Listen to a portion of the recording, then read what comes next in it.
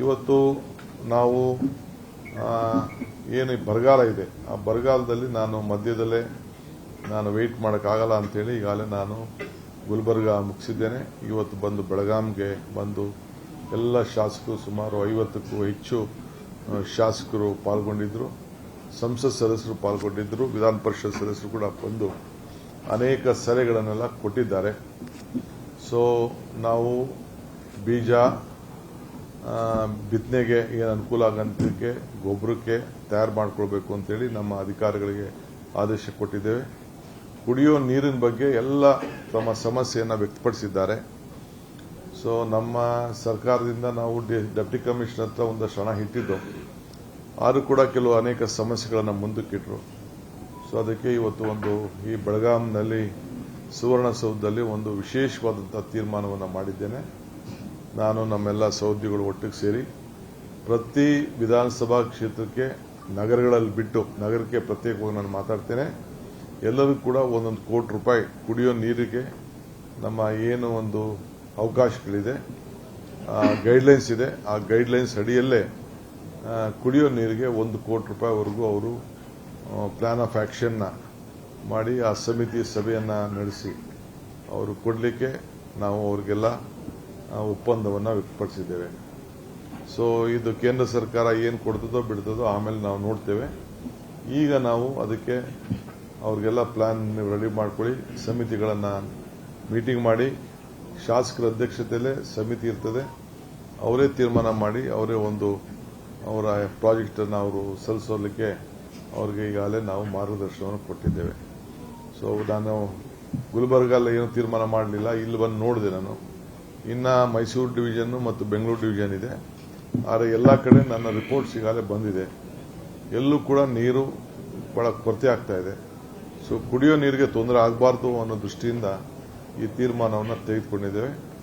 ಮುಂದೊಂದು ದಿನದಲ್ಲಿ ನೀರಾವರಿಗೆ ನೀರು ಬರ್ತದೋ ಇಲ್ಲೋ ನಾವು ಕಾದು ನೋಡಬೇಕಾಗಿದೆ.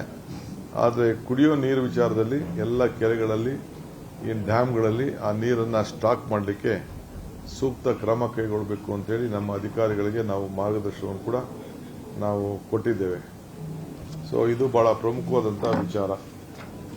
ಇನ್ನು ಎಲ್ಲ ನಮ್ಮ ಜಿಲ್ಲಾಧಿಕಾರಿಗಳಿಗೆ ಅವ್ರಿಗೆ ಏನೇನು ಬೇಕೋ ಅವರ ಸಮಸ್ಯೆಗಳು ಕೂಡ ಆಲಿಸಿದ್ದೇನೆ. ಅವರು ಕೂಡ ಕೆಲವು ನಾವು ಮುಂದುವರಿಸಿ ನೀವು ಶಾಸಕರ ಜೊತೆ ಮೀಟಿಂಗ್ ಮಾಡಿ ನಿಮ್ದು ಏನಾದ್ರು ನೀತಿ ಬದಲಾವಣೆ ಆಗಬೇಕು ಅನ್ನೋದು ಕೂಡ ಬರ ಪರಿಹಾರದ ವಿಚಾರದಲ್ಲಿ ತಾವು ಹೇಳಿ ಅಂತ ಅವ್ರಿಗೂ ಕೂಡ ಅವಕಾಶ ಕೊಟ್ಟು ಅವರು ಕೂಡ ಸಲಹೆ ಕೊಟ್ಟಿದ್ದಾರೆ. ಅದಕ್ಕೆಲ್ಲ ಪರಿಹಾರ ಕಂಡಿರುವಂತಹ ವ್ಯವಸ್ಥೆಯನ್ನು ಅವ್ರು ಮಾಡ್ಕೊಳ್ಳಿ, ಸಮಸ್ಯೆಯನ್ನು ಬಗೆಹರಿಸಿ ಅಂತೇಳಿ ಅವರು ಕೂಡ ಮಾರ್ಗದರ್ಶನ ಕೊಟ್ಟಿದ್ದೇವೆ. ಸೊ ಈ ಫರ್ಟಿಲೈಸರ್ಸ್ ವಿಚಾರದಲ್ಲಿ ನಾನು ಬೆಂಗಳೂರಿನಲ್ಲಿ ಮತ್ತೆ ಒಂದು ಮೀಟಿಂಗ್ ನಾನು ಮಾಡ್ತೀನಿ. ಏಕೆಂದರೆ ಕೇಂದ್ರ ಸರ್ಕಾರ ಬರೀ 50% ಮಾತ್ರ ನಮಗೀಗಾಗಲೇ ಫರ್ಟಿಲೈಸರ್ಸ್ನ ಕೊಟ್ಟಿದೆ. ಸಂಬಂಧಪಟ್ಟ ಮಂತ್ರಿಗಳ ಹತ್ರ ಮಾತಾಡ್ತೀನಿ, ನಮ್ಮ ಅಧಿಕಾರಿಗಳನ್ನ ಕಳಿಸಿ ಅದಕ್ಕೆ ಫರ್ಟಿಲೈಸರ್ಸ್ ಹೀಗೆ ಅದು ಉಪಯೋಗಕ್ಕೆ ಬರ್ತದೋ ಬೇಡ ಇಲ್ವೋ ನಾವು ಒಟ್ಟೊಳಗೆ ಸ್ಟಾಕ್ ಮಾಡ್ಕೊಳ್ಳೋದು ಬಹಳ ಸೂಕ್ತ ಅನ್ನೋದು ತೀರ್ಮಾನಕ್ಕೆ ಬಂದಿದ್ದೇವೆ. ಬಿತ್ತನೆ ಬೀಜ ವಿಚಾರದಲ್ಲಿ ನಾನು ಈಗಾಗಲೇ ನಿಮ್ಗೆ ಹೇಳಿದ್ದೇವೆ. ಆಮೇಲೆ ಫಾರೆಸ್ಟ್ ಡಿಪಾರ್ಟ್ಮೆಂಟ್ ಅವರು ಈ ನೀರಾವರಿ ಯೋಜನೆಗಳಿಗೆ ಮತ್ತು ನಮ್ಮ ಕುಡಿಯೋ ನೀರು ವಿಚಾರಕ್ಕೆ ಬಹಳ ಅಬ್ಸ್ಟ್ರಕ್ಷನ್ ಮಾಡ್ತಾ ಇದ್ರು ಅಂತೇಳಿ ಅನೇಕರು ಸಲಹೆಗಳು ಕೊಟ್ಟಿದ್ದಾರೆ. ಸುಮಾರು 60ಕ್ಕೂ ಹೆಚ್ಚು ಜಾಗಗಳಲ್ಲಿ ಆ ಪೈಪ್ ಲೈನ್ ಎಳಿಲಿಕ್ಕೆ ತೊಂದರೆ ಮಾಡ್ತಾ ಇದ್ದಾರೆ ಕುಡಿಯೋ ನೀರಿಗೆ ಅಂತೇಳಿ. ಸೊ ಅದಕ್ಕೆ ನಾನು ಅವರಿಗೆ ನಿರ್ದಿಷ್ಟವಾದಂಥ ಮಾರ್ಗದರ್ಶನವನ್ನು ಕೊಟ್ಟಿದ್ದೇನೆ. ಯಾವ ಕಾರಣಕ್ಕೂ ಕುಡಿಯೋ ನೀರಿನ ಪೈಪ್ ಲೈನಲ್ಲಿ ಅಂಡರ್ಗ್ರೌಂಡಲ್ಲಿ ಹಾಕೊಂಡು ಹೋಗ್ಲಿಕ್ಕೆ ಯಾವ ಥರದ ತೊಂದರೆ ಕೂಡ ಕೊಡಬಾರದು. ಇದು ಪ್ರಯಾರಿಟಿ, ಇದು ಮಾನವೀಯತೆ ಪ್ರಶ್ನೆ ಅನ್ನೋದನ್ನು ಮಾರ್ಗದರ್ಶನವನ್ನು ಕೊಟ್ಟಿದ್ದೇನೆ. ಇದಲ್ಲದೆ ಯಾರು ಕೂಡ ಜಮೀನಿನಲ್ಲಿ ಕೆಲವರಿಗೆ ಫಾರೆಸ್ಟ್ ರೈಟ್ ಆಕ್ಟು ನಮ್ಮ ಸರ್ಕಾರ ಕೇಂದ್ರ ಸರ್ಕಾರ ತಂತು. ಇನ್ನು ಕೆಲವು ಕಡೆ ನಮ್ಮ ಸೋಷಿಯಲ್ ವೆಲ್ಫೇರ್ನಿಂದ ತೀರ್ಮಾನ ಆಗಿಲ್ಲ. ST ಅವರಿಗೆ 75 ವರ್ಷ, ಜನರಲ್ ಇದು ST ಅವರಿಗೆ 25 ವರ್ಷ, ಜನರಲ್ಗೆ ಬೇರೆಯವ್ರಿಗೆ 75 ವರ್ಷ ಅಂತಿತ್ತು. ಅದಕ್ಕೊಂದು ಸಮಿತಿ ಇದೆ. ಇನ್ನು ಕೆಲವು ನಮ್ಮ ಫಾರೆಸ್ಟ್ ಅವರು ತಕರಾರುಗಳು ಆಗ್ತಾ ಇದ್ದಾರೆ. ಯಾರನ್ನು ಕೂಡ ಒಕ್ಕಲು ಎಬ್ಬರಿಸಬಾರ್ದು. ಕಾನೂನು ಚೌಕಟ್ಟಿನಲ್ಲಿ ಏನಿದೆ ಅದರ ಕಾನೂನು ಪ್ರಕಾರ ಅವ್ರಿಗೆ ಏನು ಹಕ್ಕು ಸಿಕ್ಕೊಡ್ಬೇಕು ಆ ಹಕ್ಕನ್ನು ಕೊಡಬೇಕಾಗ್ತದೆ. ಯಾರು ಕೂಡ ರೈತರನ್ನ ಫಾರೆಸ್ಟ್ ಅಲ್ಲಿ ಯಾರು ಟ್ರೈಬಲ್ಸ್ ಇರ್ಬೋದು, ಜನರು ಇರ್ಬೋದು, ಯಾರು ಮೂಲಭೂತವಾಗಿ ನೂರಾರು ವರ್ಷದಿಂದ ವ್ಯವಸಾಯ ಮಾಡ್ಕೊಂಡು ಬರ್ತಾ ಇದ್ದಾರೆ, ತಲಂತಲಂತವಾಗಿ ಅವ್ರನ್ನ ರಕ್ಷಣೆ ಮಾಡಬೇಕು. ಇದು ನಮ್ಮ ಸರ್ಕಾರದ ನೀತಿ ಅನ್ನೋದನ್ನು ನಾನು ನಮ್ಮೆಲ್ಲ ಅಧಿಕಾರಿಗಳಿಗೆ ಮಾರ್ಗದರ್ಶನವನ್ನು ಕೊಟ್ಟಿದ್ದೇನೆ. ಇದಲ್ಲದೆ ತಮಗೆಲ್ಲ ಗೊತ್ತಿದೆ, ರಾಮ ಮಂದಿರದಲ್ಲಿ ಯಾವ ರೀತಿ ದೊಡ್ಡ ನಮಗೆಲ್ಲ ಅಗೌರವ ಬಂದಿದೆ. ನೀವೆಲ್ಲ ಬಹಳ ಭಕ್ತಿಯಿಂದ ಇಟ್ಟಿಗೆ ಕೊಟ್ಟಿದ್ದೀರಿ, ಹಣ ಕೊಟ್ಟಿದ್ದೀರಿ, ಚಿನ್ನ ಕೊಟ್ಟಿದ್ದೀರಿ, ಬೆಳ್ಳಿ ಕೊಟ್ಟಿದ್ದೀರಿ, ದುಡ್ಡು ಹಾಕಿದ್ದೀರಿ, ಎಲ್ಲ ಹೋಗಿ ಹಾಕಿದ್ದೀರಿ.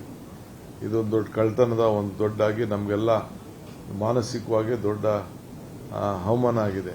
ಧರ್ಮದ ಹೆಸರಿನಲ್ಲಿ ನಾವು ಎಲ್ಲ ಈ ರೀತಿ ಮಾಡಿ ಈ ರೀತಿ ತೊಂದರೆ ಆಗಿರೋದು ತಮಗೆಲ್ಲ ಗೊತ್ತಿದೆ. ಮುನ್ನೆಚ್ಚರಿಕೆಯಾಗಿ ಇಡೀ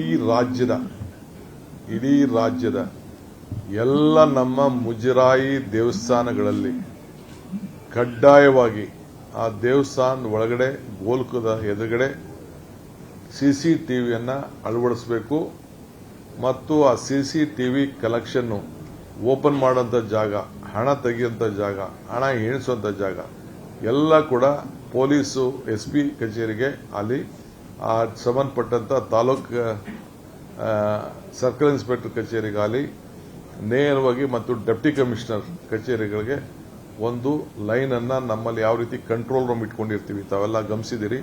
ಟ್ರಾಫಿಕ್ ವಿಚಾರದಲ್ಲಿ ಒಂದು ಕಂಟ್ರೋಲ್ ರೂಮ್ ಡ್ಯಾಶ್ ಬೋರ್ಡ್ ಹಾಕಿರ್ತೀವಲ್ಲ, ಆ ರೀತಿ ನೀವೆಲ್ಲ ಮಾಹಿತಿಯನ್ನ ನಮ್ಮ ಸರ್ಕಾರದ ಯಾವ್ದಾವುದು ದೇವಸ್ಥಾನಗಳು ಮುಜರಾಯಿ ಇಲಾಖೆ ಇದೆ, ಎಲ್ಲೇ ಮುಜರಾಯಿ ದೇವಸ್ಥಾನ ಇಲಾಖೆ ಇಲ್ಲದೆ ದೊಡ್ಡ ದೇವಸ್ಥಾನ ಅಲ್ಲಿ ಕಂಪಲ್ಸರಿ ಒಂದು ಸಿಸಿಟಿವಿ ಕ್ಯಾಮೆರಾವನ್ನು ಇಡಬೇಕು. ಪ್ರತಿಯೊಂದು ಹಣ ಕಲೆಕ್ಟ್ ಮಾಡುವಾಗ, ಕೂಡಿಸುವಾಗ, ಬೀಗ ತೆಗೆಯುವಾಗ, ಬೀಗ ಮುಚ್ಚುವಾಗ ಯಾವಾಗಲೂ ಕೂಡ 24/7 ಆ ಕ್ಯಾಮೆರಾ ಆನ್ ಆಗಿರಬೇಕು. ಅದಕ್ಕೆ ಸೂಕ್ತವಾದಂಥ ವ್ಯವಸ್ಥೆಯನ್ನು ಮಾಡಬೇಕು ಅಂತೇಳಿ ಅವರಿಗೆ ಮಾರ್ಗದರ್ಶನವನ್ನು ಕೊಟ್ಟಿದ್ದೇನೆ.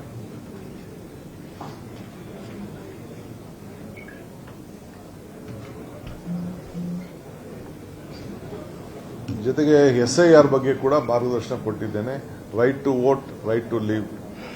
ನಿಮ್ಮ ಮತದಾನದ ಹಕ್ಕನ್ನು ಉಳಿಸ್ಕೊಳ್ಳಿಕ್ಕೆ ನಾವೀಗಾಗಲೇ ಎಲ್ಲರೂ ಕೂಡ ರೆಸಿಡೆನ್ಷಿಯಲ್ ಸರ್ಟಿಫಿಕೇಟ್ ಕೊಡಬೇಕು ಅಂತ ಯಾರ್ಯಾರಿಗೆ ಅವಶ್ಯಕತೆ ಇದೆ, 10 ವರ್ಷದ ರೆಸಿಡೆನ್ಷಿಯಲ್ ಸರ್ಟಿಫಿಕೇಟ್ ಯಾರ್ಯಾರು ಇದ್ದಾರೆ ಅಂಥವ್ರಿಗೆ ಕೊಡಬೇಕು ಅನ್ನೋದು ತೀರ್ಮಾನ ಮಾಡಿದ್ದೇವೆ. ಇದಲ್ಲದೆ 4.25 ಕೋಟಿ ಕ್ಯಾಸ್ಟ್ ಸರ್ಟಿಫಿಕೇಟ್ಗಳಿದೆ. SC ಇರ್ಬೋದು, ST ಇರ್ಬೋದು, OBC ಇರ್ಬೋದು, ಮೈನಾರಿಟೀಸ್ ಇರ್ಬೋದು, ಬಡವರ ಇನ್ಕಮ್ ಸರ್ಟಿಫಿಕೇಟ್ ಇರ್ಬೋದು, ಇವೆಲ್ಲ ಸರ್ಟಿಫಿಕೇಟ್ ಇದೆ. ಅವೆಲ್ಲ ಆನ್ಲೈನಲ್ಲಿ ಇದೆ. ಆನ್ಲೈನಲ್ಲೂ ಕೂಡ ಪಡ್ಕೊಳ್ಳಿಕ್ಕೆ ಅವಕಾಶ ಮಾಡಿಕೊಟ್ಟಿದ್ದೇವೆ. ಯಾರಿಗೆ ರೆಸಿಡೆನ್ಷಿಯಲ್ ಸರ್ಟಿಫಿಕೇಟ್ ಬೇಕು ಅವರು ಕೂಡ ಮನೆ ಬಾಗಿಲಿಗೆ ಉಚಿತವಾಗಿ ಕೊಡಲಿಕ್ಕೆ ಕೂಡ ವ್ಯವಸ್ಥೆ ಮಾಡಿದ್ದೇವೆ. ಇದಲ್ಲದೆ ಪ್ರತಿಯೊಂದು ಬೂತ್ನಲ್ಲೂ ಕೂಡ ಹೆಲ್ಪ್ ಡೆಸ್ಕ್ ಅನ್ನು ಮಾಡಿ ಜನರಿಗೆ ಅವರ ಮತದ ಹಕ್ಕನ್ನು ಉಳಿಸ್ಕೊಳ್ಳಿಕ್ಕೆ ಅವ್ರಿಗೆ ನಾವು ಸಹಾಯವನ್ನು ನಾವು ಮಾಡ್ತೇವೆ. ಇದು ನಾವು ಸೇರಿ ಒಟ್ಟಿಗೆ ನಮ್ಮ ಜವಾಬ್ದಾರಿ. ಇದು ಎಲ್ಲರೂ ಕೂಡ ಮತವನ್ನು ಕೊಡಬೇಕು ಅಂತೇಳಿ. ಸೊ ಆಮೇಲೆ ಗ್ಯಾರಂಟಿ ಯೋಜನೆ ಈಗಾಗಲೇ ನಾವು ಪರಿಶೀಲನೆ ಮಾಡ್ತಾ ಇದ್ದೀವಿ. ಬೇಕಾದಷ್ಟು ಕೆಲವರು 10 ಟೆಲಿಫೋನ್ ನಂಬರ್ ಒಂದೇ ಫೋನ್ಗಿತ್ತು. ಒಂದು 5-10 ಅಕೌಂಟ್ಗೆ ಒಬ್ಬರಿಗೆ ಹಣ ಹೋಗ್ತಾ ಇತ್ತು. ಇವೆಲ್ಲ ಕೂಡ ನಮ್ಮ CAG ರಿಪೋರ್ಟ್ ಅಲ್ಲಿ ನಮಗೆ ವರದಿ ಬಂದಿದೆ.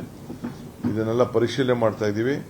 ಆಮೇಲೆ ಸುಮಾರು ಲಕ್ಷಾಂತರ ಜನ 100ಕ್ಕೂ ಹೆಚ್ಚು ಕೋಟಿ ರೂಪಾಯಿ ಸತ್ತಾದ್ಮೇಲೆ ನಮ್ಗೆ ಇನ್ಫಾರ್ಮೇಶನ್ ಸಿಗದೆ ಮನೆ ಯಜಮಾನರುಗಳ ಅಕೌಂಟ್ಗೆ ಹೋಗ್ತಾ ಇತ್ತು. ಅದು ಕೂಡ ಮಾಹಿತಿ ಬಂದಿದೆ.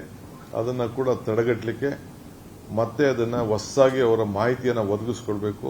ನೋ ಯುವರ್ ಕಸ್ಟಮರ್ ಅಂತೇಳಿ ಯಾರಿಗೆ ಅದನ್ನು ಕೊಡ್ತಾ ಇದೀವಿ. ಹೊಸ ಭಾವಚಿತ್ರವನ್ನ ಪಡ್ಕೊಳ್ಳಿಕ್ಕೆ ವಿದ್ಯುತ್ ಶಕ್ತಿ ವಿಚಾರದಲ್ಲಿ ಯಾರ್ಯಾರು ಕೊಡ್ತಾ ಇದೀವಿ ಅವರಿಗೆ ಮತದಾನದ ಹಕ್ಕು ಇರೋದನ್ನ ಫಸ್ಟ್ ಮಾಹಿತಿಯನ್ನ ಪಡ್ಕೊಳ್ಳಿಕ್ಕೆ ಈಗಾಗಲೇ 2 ಗೃಹ ಜ್ಯೋತಿ, ಗೃಹಲಕ್ಷ್ಮಿ 2 ಕಡೆಗೂ ಹೊಸದಾಗಿ ನೀವು ಒಂದು ಅರ್ಜಿಯನ್ನ ನಿಮ್ಮ ರಿನ್ಯೂ ಮಾಡಿಕೊಳ್ಳಿಕ್ಕೆ ತಾವು ಕೊಡಬೇಕು. ಬಟ್ ಯಾವ ಕಾರಣಕ್ಕೂ ನಾವು ಯಾವ ಯೋಜನೆಯನ್ನು ನಿಲ್ಲಿಸುವುದಿಲ್ಲ.